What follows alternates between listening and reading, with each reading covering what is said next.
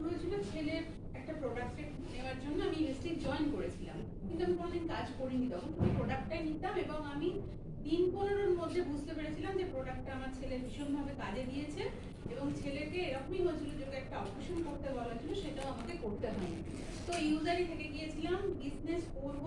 হ্যাঁ, করার একটা ইচ্ছে আমার বরাবর ছিল যে কিছু একটা জীবনে করবো, শুধু খেয়ে পড়ে ঘুমিয়ে এরকম করে আমি চাইনি জীবন কাটতে। তার জন্য অনেক কিছু চেষ্টা করেছি, বাট আমি ঠিক মতন জায়গাটা খুঁজে পাইনি বা প্ল্যাটফর্ম সেই মতন পাইনি।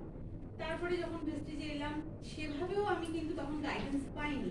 তারপরে রিসেন্ট মানে আফটার লকডাউনের পরে আমি এখানে এই প্ল্যাটফর্মে আবার ঠিকঠাক গাইডেন্স পেতে আরম্ভ করি এবং কাজটা শুরু করেছি।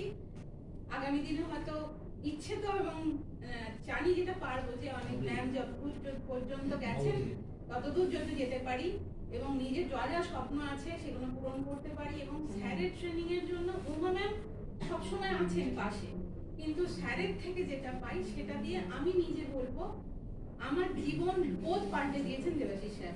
মানে ভগবানকে তো আমরা দেখতে পাই না, ওনার কথা ওনার ট্রেনিং থেকে অন্তত আমার কাছে উনি তাই ভগবানই। মানে উনি না থাকলে হয়তো আমি কোথায় যেতাম আমি জানি না, মানে অনেক ফ্যামিলিগত প্রবলেম ছিল। তো যাই হোক, সেইখান থেকে আজকে এত ভালো একটা জায়গায় ম্যামের সাথে স্যারের সাথে থাকতে পেরে নিজে খুব ধন্য মনে করি। ব্যাস এইটুকুই। ভেস্টিজ আমাকে অনেক কিছু দিয়েছে, অনেক জানি। ম্যাডাম 1 মিনিট, ছেলের জন্য কি প্রোডাক্ট ইউজ করতে?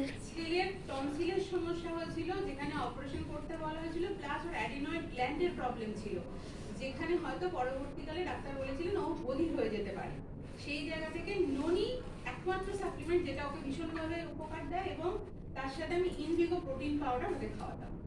Thank you, thank you.